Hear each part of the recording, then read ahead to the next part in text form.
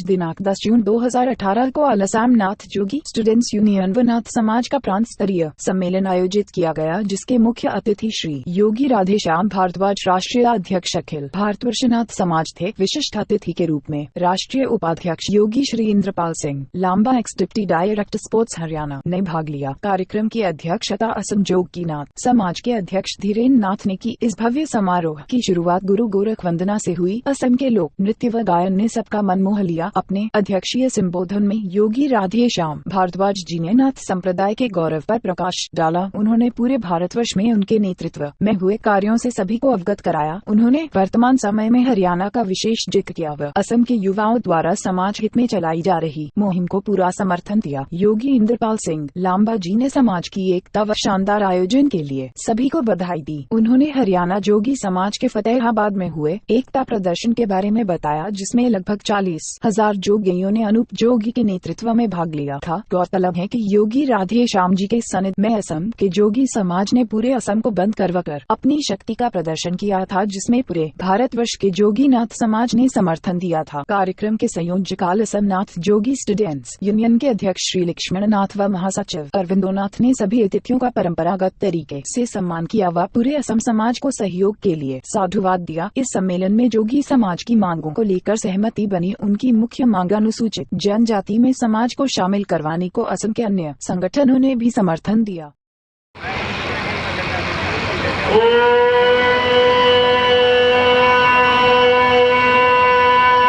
भगवते जगत गुरु महायोगी नाथ शिरोमणि गुरु गोरखनाथाय नमः। आदेश आदेश।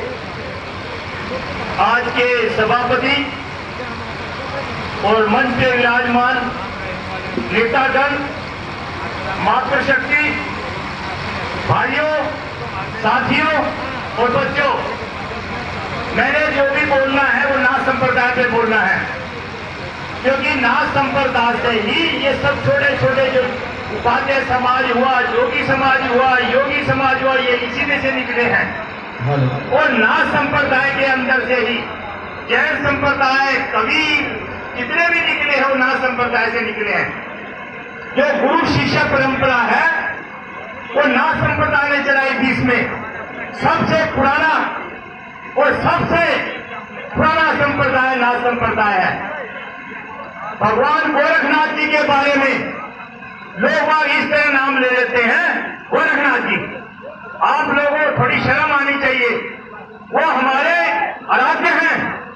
देवताओं के अंदर आज तक कोई भी महान आदमी या महान देवता हुआ है वो बाबा गोरखनाथ हुए हैं। बाबा गोरखनाथ शिव के अवतार हैं और शिव सबसे बड़े हुए हैं। इसमें कोई बताने की बात नहीं है। बाबा गोरखनाथ और मच्छंदर नाथ जी ने सावर मंत्र सिद्ध किया था, जो कि किसी भी देवी देवताओं से आज तक नहीं हुआ। इसीलिए सारे देवी देवता जो भी थे वो नाथ बने, जिन्हें हम नौ नाथ कहते हैं। ये मैंने थोड़े से लाया था, वो बांटे हैं आप लोगों को। इसमें ऊपर जो भी देवी देवता है वो सारे नाथ हैं।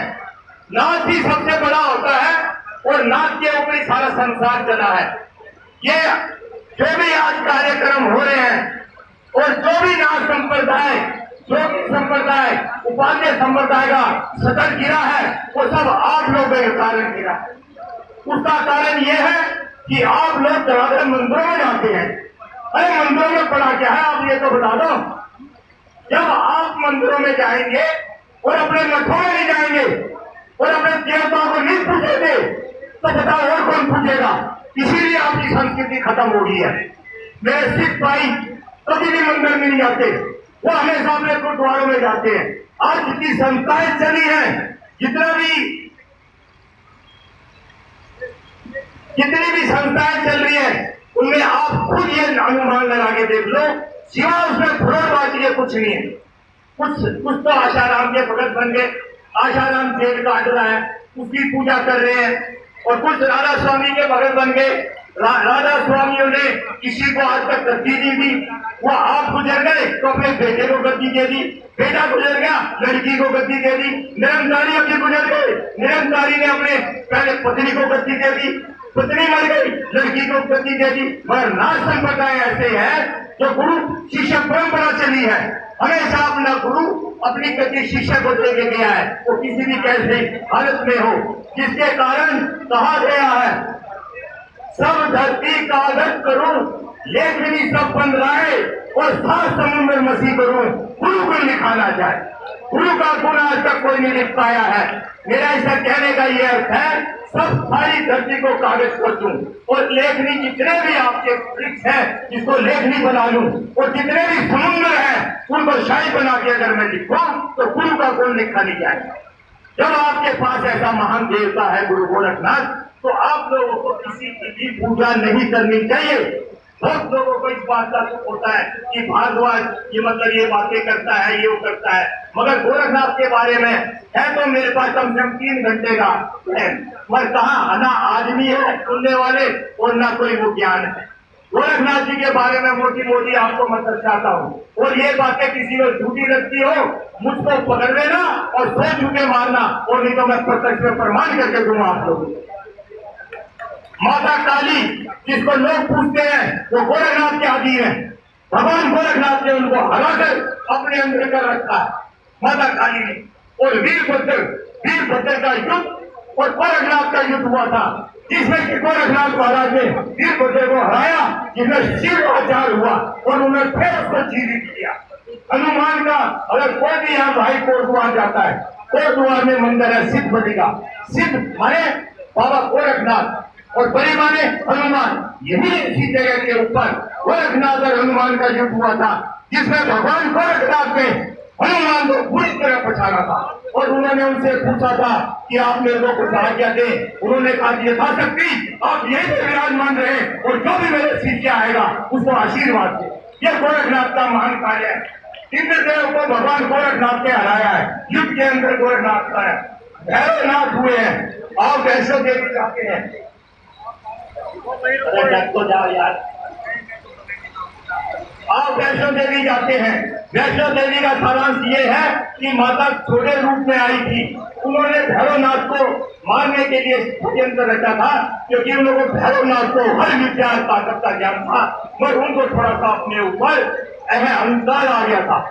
जब वो छोटा रूप रख के गर्भ गुफा में से निकली तो हनुमान जी वहां खड़े थे, तो हनुमान जी को कहा आप यहाँ पहरा दे और यहाँ पे कोई अंदर ना आ सके। उसी टाइम भैरवनाथ जी भी वहां पहुंच गए और भैरवनाथ जी का और गोरखनाथ का, भैरवनाथ जी का और हनुमान जी का युद्ध हुआ था।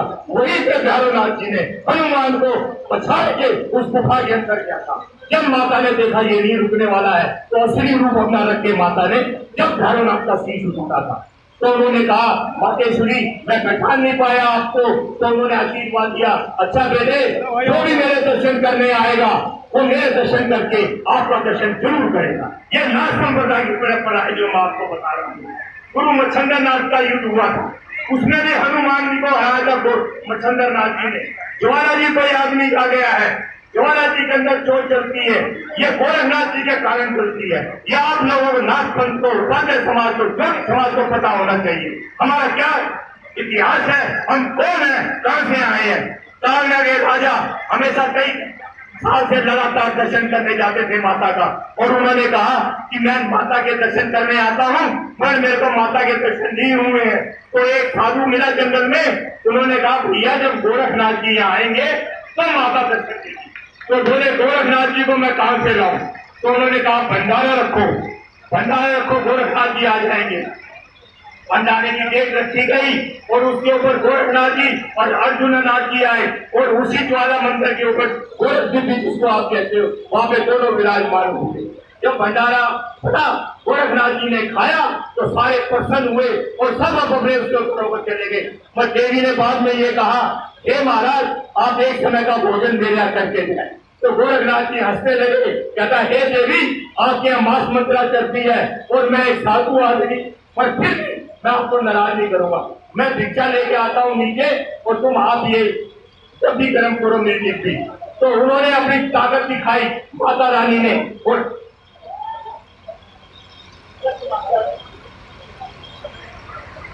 माता रानी ने अपनी ताकत दिखाई और वो ज्वाला रूप में आके उसे पानी को एकदम गर्म कर दिया।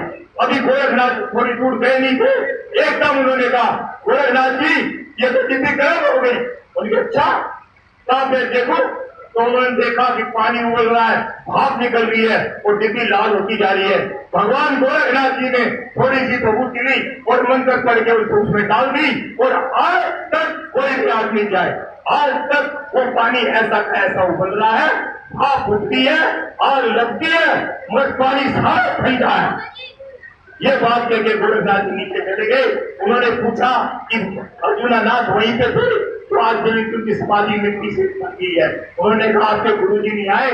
बोले गुरु जी अवश्य आएंगे, माता आप इंतजार करो। इसलिए माता ज्वाला जी उनके रूप में, ज्वाला के रूप में गोरखनाथ का इंतजार कर।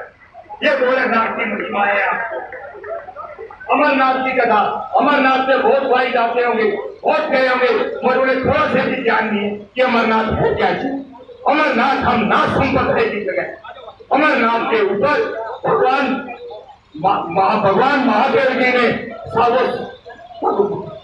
भगवान महादेव ने माता को अमर कथा सुनाई थी, और वहीं पे मच्छिंद्र नाथ जी एक बच्चे के पेट में सारी कथा सुनी। आधी कथा सुनने के बाद माता सो गई, मगर मच्छिंद्र नाथ जी ने वो कथा पूरी सुनी, इसलिए वो अमर हो गए।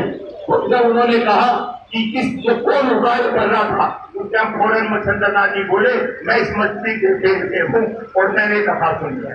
तो उन्होंने निकाल के उसे वरदान दिया, तीनों लोगों में जाओ और जाने के बाद जनता का उद्धार करो। ये करते करते समय बीत गया। जब उन्होंने देखा कि मेरा कोई शिष्य तो है ही नहीं, जब तक गुरु का शिष्य नहीं होगा तो उसे गुरु कहेगा कौन। फिर उन्होंने कामरूप में, जो कि असम में है, 2000 साल तप किया।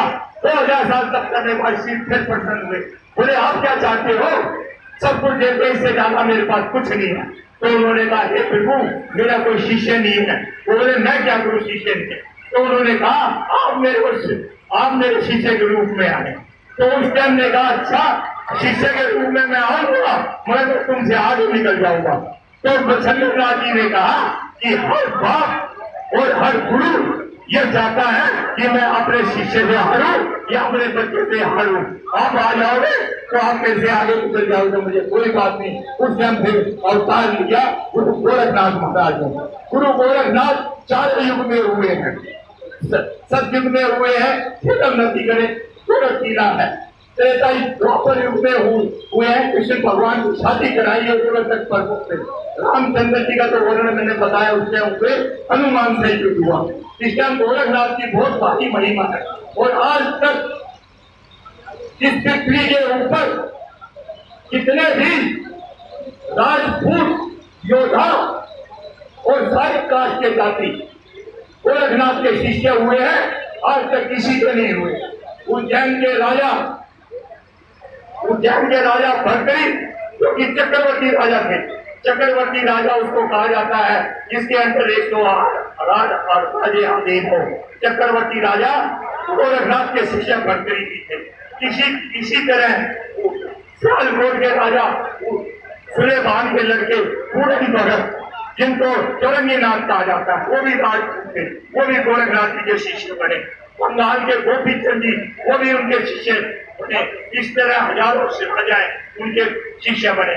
कभी जो हिंदू राष्ट्र बना है, सबसे पहले हिंदू राष्ट्र है बाबा गोरखनाथ ने सिद्ध किया है। नेपाल जो है वो हिंदू राष्ट्र गोरखनाथ जी ने सिद्ध किया है। जितने भी गोरखा है वो सब गोरखनाथ की देन है। आज की तारीख के अंदर वहां पे हमारे सिक्के चलते हैं। जिस भाई को नोट देखने में मैं दिखा दूंगा, श्री गोरखनाथ महाराज के नाम से वहां की करेंसी आज भी चलती है। ये गोरखनाथ की बात है। किसी को भगवान गोरखनाथ के सही ढंग से दर्शन करने चाहते हो कलयुग के अंदर भी, तो गिरनार पर्वत हिंदुस्तान के अंदर सबसे बड़ा पर्वत है। ये तो भी जूनागढ़ गुजरात में आता है। आप वहां पे जाइए और सबसे ऊंचा पर्वत 10,000 पौड़ियां करने के बाद गुरु गोरखनाथ का मंदिर आता है। सबसे ऊंचे गोरखनाथ जी का स्थान पाता है। अगर गोरखनाथ जी आपसे प्रसन्न हुए, आपके कर्मों से प्रसन्न हुए, तो गोरखनाथ जी आपको अवश्य दर्शन देंगे। ये भगवान गोरखनाथ की वो है। उड़ीसा की भी भाई को जाना पड़ जाए, उड़ीसा में जैसे भगवान गोरखनाथ जी पहुंचे, उन्होंने अपनी नाद बजाई तो एकदम सारा मंदिर हिल गया, जगन्नाथपुरी का मंदिर हिल गया। गोरखनाथ जी ने एकदम मंदिर हिला तो कृष्ण भगवान एकदम बाहर से अंदर से आए और हाथ जोड़ने लगे, कहने लगे प्रभु अंदर आइए। वो बोले आप यहाँ और मैं यहाँ, मंदिर में क्या पड़ा, मंदिर में कुछ नहीं है। तो उन्होंने समझ गए, क्योंकि वो भी भगवान कृष्ण विद्वान थे। उन्होंने कहा अच्छा, उन्होंने अपनी यथाशक्ति वहां पे धूना स्थापित किया और कृष्ण भगवान ने ये कहा जो भी यहाँ पे दर्शन करने आएगा पहले इस धूने का दर्शन करेगा। कि कोई भी आदमी उड़ीसा में जाए तो पहले उड़ीसा सिंह द्वार से मेल ले जाए, सिंह द्वार के ऊपर पहले वहां बहूती लगाए और जाके फिर दर्शन करें। ये ब्राह्मण लोग आप लोगों को कभी नहीं बताएंगे, कभी नहीं बताएंगे आप लोगों को। ये आपको खुद पता होना चाहिए कि वहां पे हमारे गोरखनाथ जी का पूजा है। इसी तरह और जो आपका सिद्ध बलि मंदिर है वहां पे गोरखनाथ की तस्वीर लगी है और दिखा सकती हूँ, धूना भी बना हुआ है, कोई भी जाए धूना भी। ये भगवान गोरखनाथ के चमत्कार है जो कि आप कहने को गोरखपुर जो आप सब जानते हैं, यहीं पर गोरखनाथ जी ने वो इसी मंदिर की स्थापना की थी।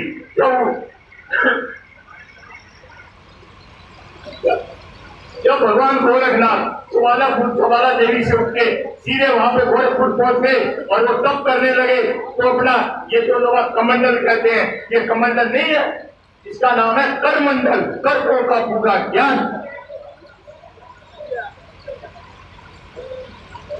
तो एक किसान ने सोचा अरे साधु आदमी है, थोड़ा देश में चावल डाल देते हैं। उसने चावल डाल दिए, जैसे ही चावल डाले चावल गायब हो गए। फिर दूसरे ने और ज्यादा डाल दिए, तीसरे ने और ज्यादा डाल दिए, चौथे ने फोड़ी पटक दी। देखते देखते तमाशा बन गया गाँव में। कोई बैल फेरे पे जा रहा है, शादी बोल क्या कर रहा है और वो कमंडल करता ही नहीं। भगवान गोरखनाथ जी ने आंख खोली और हंसने लगे, कह रहे मूर्खो, ये मेरा कर्मों का मंडल है, ये तुमसे भरेगा नहीं। अब जाओ, जो सारा अनाज है पुरानी जगह इकट्ठा हो गया है, आप वहां जाए और गरीब आदमी वहां से की यथाशक्ति अपना ले लें। इसीलिए भगवान गोरखनाथ के ऊपर खिचड़ी का प्रसाद चढ़ता है। ये भगवान गोरखनाथ की लीला है। नवनाथ क्यों बने ये मैंने आपको भी बताया है। राजस्थान में बाबा रामदेव का बड़ा प्रचलन है। बाबा रामदेव कौन है? बाबा रामदेव बालीनाथ के गुरु शिष्य है। बालीनाथ जो हुए हैं बहुत बड़े साधु हुए हैं, जो कि गोरखनाथ के भरत थे, उनका शिष्य हुआ है रामनाथ, जिनकी बहुत बड़ी चर्चाएं होती है। किसी भाई को अगर जोधपुर जाना पड़ जाए तो जोधपुर में महराना बहुत बड़ा किला है, बहुत भारी किला है, कम से कम 8 मंजिल का किला है। उस किले के ऊपर एक हमारे चिड़ियानाथ महाराज नाथ संप्रदाय के साधु तप करते थे। तब करते करते राजा ने कहा भाई मुझे किला बनाना है और कोई जगह ढूंढो। तो वहां जाके उसके ऊपर साधु चिड़ियानाथ महाराज को कहा महाराज जी आप यहाँ से चले और यहाँ पे राजा किला बने। महाराज बोले अरे भाई मैं तो दुनिया को छोड़ के यहाँ पे जंगल में आके पहाड़ के ऊपर तप करता हूँ और राजा तो कहीं पे भी बना सकता है, राजा कहीं के ऊपर तप बना ले, क्या दिक्कत है। तो उन्होंने कहा नहीं तुम यहाँ से उठाओ। बोले अच्छा। तो उन्होंने क्या किया, अपना लंगोट खोला और अपने हाथ से अग्नि को धुएं की रो उसमें रख के और बांध लिया। बांधते हुए जाके उसको शराब दिया, ये किला बन जाए तो मुझे बता देना। तो लोग उसके पीछे गए तो उसने राजा को शाप दे दिया कि तुम्हारे यहाँ 20 पीढ़ियों में कोई पोते के दर्शन नहीं करेगा। ये कह के चिड़ियानाथ महाराज 40 किलोमीटर जोधपुर से आगे अपना धूना लगता था। 8 दिन काम होता था, जब शाम होती थी रात सारी दीवारें गिर जाती थी। होता रहा, महीने भर चर्चा चला। उसके बाद एक बड़े ज्ञानी बुलाए गए। उन्होंने कहा तो गोरखनाथ जी उनके बारे में पूछा। उन्होंने कहा किसी साधु को तुमने सताया है इसीलिए ये महल नहीं बनेगा। अब तुम साधु के पास जाओ और वहां से माफी मांगो तो तुम्हारा कल्याण होगा। तो चिड़ियानाथ महाराज के पास गए और उनसे बढ़िया माफी मांगी। साधु किसको कहते हैं? साधु उसको कहते हैं जो दूसरे के काम को साधे, उसे साधु कहते हैं। चिड़ियानाथ महाराज को दया आ गई। चिड़िया महाराज ने कहा अच्छा चलो मेरे धुने की जगह छोड़ देना और अपना जाके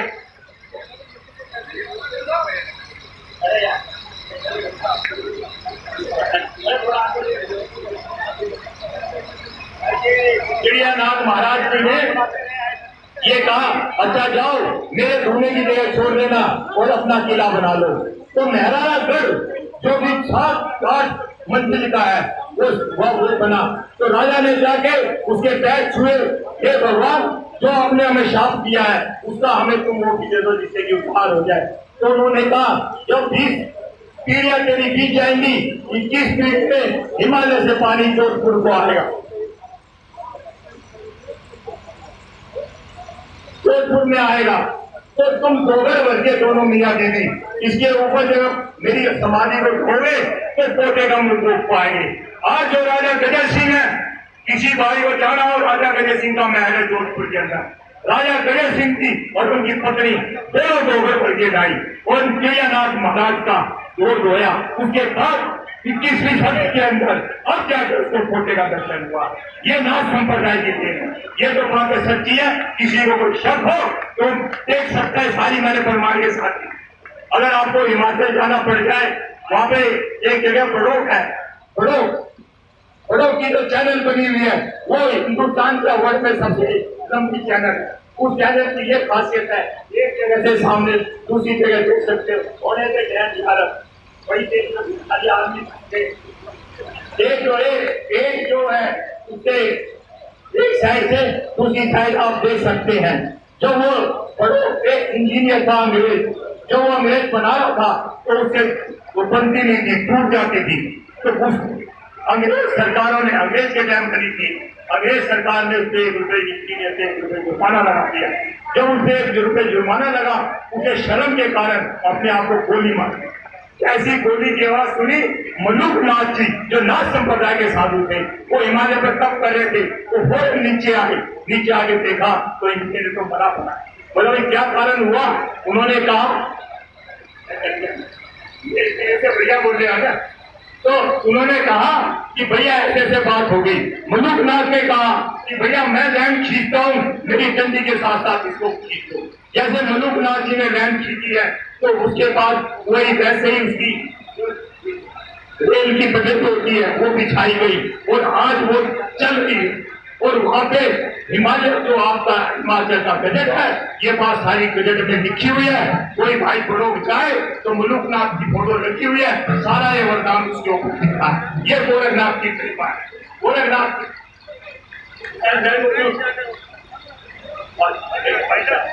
और इन्हीं शब्दों के साथ जो कि उपाध्याय समाज, नाथ समाज, जो कि समाज वालों ने अपना जीवन का बलिदान दे दिया है। श्री छोटनलाल उपाध्याय जी संदर्भ सेनानी उपाध्याय समाज को बढ़ा के अपना जीवन पूरा किया है। मेरे बुजुर्ग यहाँ सारे बैठे आगे जिन्होंने अपना जीवन उपाध्याय समाज के नाम से अर्पित कर दिया है। ये समाज हिंदुस्तान के अंदर सबसे बड़ा समाज है। कोई इस बात को चैलेंज करे उसके लिए मैं खड़ा हूँ। मैंने ऐसी जगह मेरी सीढ़ियां हैं, आपको चाहिए मेरी सीढ़ी ले लेना। कम से कम 10 चीज को स्टोरेज हाथ में बैठा हूँ और 50-50 हजार आदमी से कम हो तो कह देना भारद्वाज जी क्या बात करेंगे। जिस भाई को मेरी पेन ड्राइव चाहिए दे लेना और 50-50 हजार आदमी को देखना क्या जोगी जाती है। जोगी जाति से बड़ा कोई आज ना हुआ और ना कोई होगा। इसमें बीमारी ये है, ये एक दूसरे की जान खींचने की कुछ नहीं करेंगे।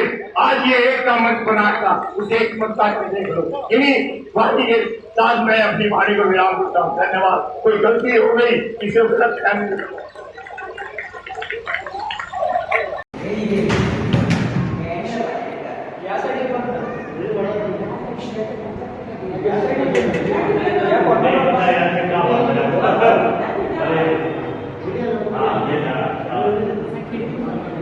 ये जो किताबें मैंने दी है इसमें मेरा टेलीफोन नंबर भी लिखा। कोई भी इसको हमारे लायक काम उसके लिए कोई कोई आदमी देखिए यहाँ से आता भी है तो कहता मुझे पार्लियामेंट घुमाना है तो पहले यहाँ से मेरे को बताए और 7 मिनट का वो भेजे नीचे पत्र के बाद तो मैं पार्लियामेंट भी आप लोगों को जब ये होती है पार्लियामेंट सुनती है तो आपको पार्लियामेंट 1 घंटे की चलती है। जो भी आदमी बैठता है वो भी आप लोग आराम से दिखवा सकता कोई भी कर। तो हमारा ये उद्देश्य होती है, हमारा कोई उद्देश्य है कि कोई कभी आएंगे पता नहीं टैग लगेगा लगे तो जो ये अपना बना हुआ है तो थोड़ा हमारा कहना ये है कि इसको थोड़ा सा संभाल के बच्चों को हमारे इस बारे में ज्ञान नहीं है, तो बच्चों को ज्ञान नहीं, बच्चों आगे जो आने वाली जनरेशन को हमसे कट भी। सबसे मेन बात ये कि हम तो फिर एक साल में कोई तपस्या करें 13 साल, तो गुरु के पास गया तो कहना गुरु जी मैंने ऐसी तपस्या की है कि मैं पानी में चल सकता हूँ, वो हंसने लगे, हंसने लगे, तो मुझे अरे पूरा मर गया कि तपस्या भी खत्म हो जाएगी, तू मर गया तो काम खत्म। कोई ऐसा काम करे संसार के लिए काम, और हमारा काम तो खत्म हो गया। आप लोगों ने जब देखना बनाई सभी कैसे खुश होगी देखने की नहीं, बहुत बड़ा काम है। तो ऐसा है संसार में जब आए होगा तो आपको ये होना चाहिए मेरे को दिल्ली जाना है, मेरे को मद्रास जाना है, मेरे को त्रिपुरा जाना है, तो वहाँ हमारे आदमी दिल्ली के अंदर आपके 5 IPS अफसर है, दिल्ली का कमिश्नर आपकी बिरादरी का है, RTO आते हैं। असम का जो पुलिस कमिश्नर है हरेंद्र नाथ को अपनी बिरादरी का। दिल्ली में लगभग अपनी बिरादरी के डॉक्टर फोर्ट है। तो वहाँ से जो डेवलपमेंट हो रहा है हर बिरादरी फायदा उठा रही है वोट से, तो आप लोग इस वोट से फायदा क्यों ना उठाओ? हमारे बच्चे क्यों मजदूरी करें? जो तो हमारा उद्देश्य ये जो पढ़े लिखे लोग हैं वो आगे आके समाज में भगवते जगत गुरु महायोगी नासरोगी गुरु गोरखनाथाय नमः। सभी को आदेश आदेश। बात समाज से चली है।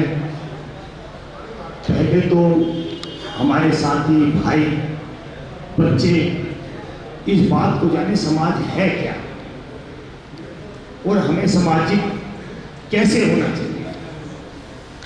आजकल आप देख रहे हैं व्हाट्सएप के ऊपर कितनी गंदगी छाई है। लोग बात झूठ पे झूठ, जो गंदी से गंदी चीज है वो व्हाट्सएप पे डालते। कम से कम मैं आप लोगों को एक जानकारी देना चाहूंगा, इन व्हाट्सएपों को ना पढ़ें।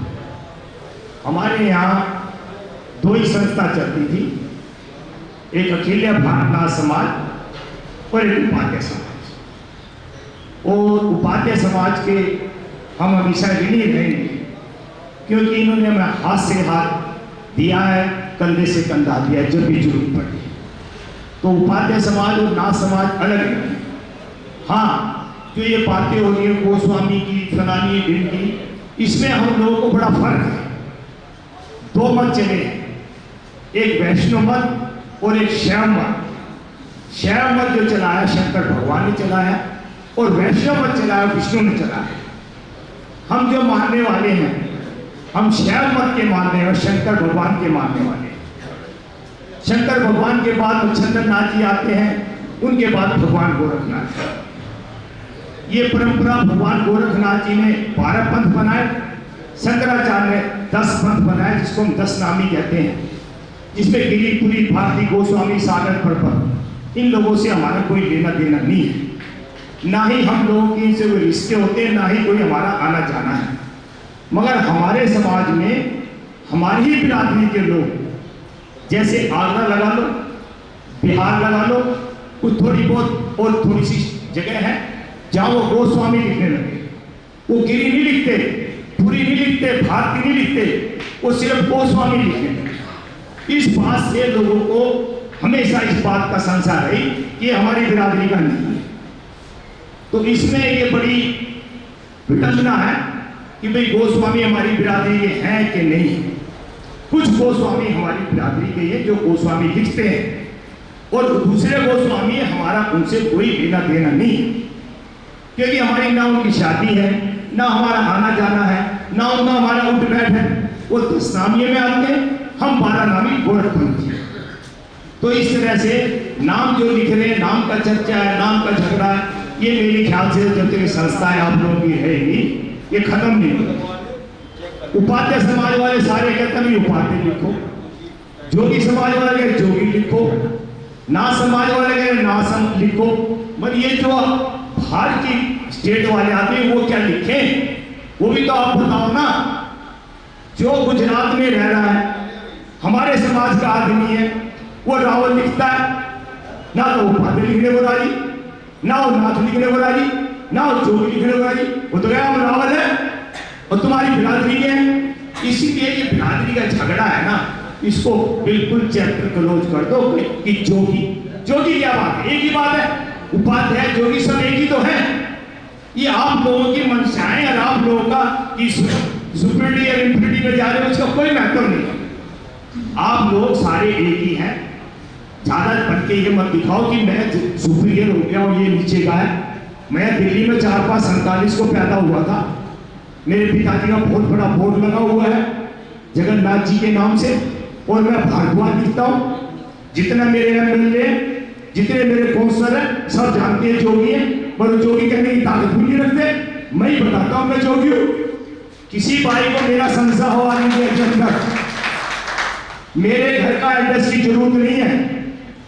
जोगी लिखो, योगी लिखो, भारद्वाज लिखो, राधेश्याम लिखो, दिल्ली 7 लिख देना, मैं आपकी चिट्ठी आपको ला के दे दूंगा। आप में अपना दम होना चाहिए। क्या लिखो? मनुष्य का कार्य बोलता है, मनुष्य का शकल नहीं बोलती। मनुष्य काम करो, सारे मिलके काम करो।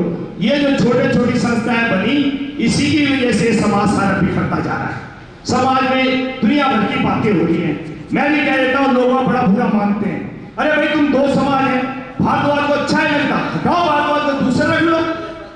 उपाध्याय समाज में कोई नहीं अच्छा लगता, दूसरा बिठा दो। कम से कम ये 2 ही समाज जीने दो इन्हीं को। जोगी भी हमारे भाई हैं। मेरे पिता श्री जगन्नाथ जी को जगन जोगी कह के कहीं पूछ लो, सारे क्षेत्र में हमारे जहां पूछ लो। मैं भारद्वाज को, चलो भाई बचपन से लिखा गया मेरे बोलते भारद्वाज। इन बातों में बिल्कुल मत जाओ, नहीं तो ये आप लोगों की जो ऊंचे हैं नीचे सब बेकार है। जो जोगी लिखते हैं वो ना करें उपाध्याय में शादी, मैं देखता हूं। ये जो उपाध्याय अपने आप को कह रहे हैं जोगी में शादी ना करें, मैं देखता हूं। कौन सा ऐसा बताओ मेरे को। जरूरत पड़ती है तो अदर कास्ट वाले भी, अदर कास्ट वाले, एक एग्जाम्पल देता हूं। मेरे गांव का ही मेरा पोता है, जज है, चुम्बू करके नाम है, बड़ा ही कई कोर्टों में रहा है। हमारे गांव में जमा आ रहे हो बेचारे, और उसका लड़का सारी चाट भी लाया हुआ है। कर लो, क्या करोगे? इन बातों पे मत जाओ। ये देखो आपका प्रेम भाव बना रहे और आपकी संस्थाएं जो चल रही है उसको मान्यता मिलती रहे। उन संस्थाओं के नाम से जो पुरानी संस्था है, आप लोग फायदा उठाओ। और जो किसी को कोई शक हो कि भारद्वाज ने क्या काम किया, वो आए और मेरे पास आके काम देखे। मैं किसी को सारा अपना बस्ता तो उठाकर घूमूंगा नहीं। कल तक का जो काम मैंने किया है वो आके देख सकता है। तो मैं इसीलिए कह रहा हूं, अपने कामों का ध्यान दो, इन बातों पे मत जाओ। इन्हीं शब्दों के साथ मैं अपनी बात धन्यवाद।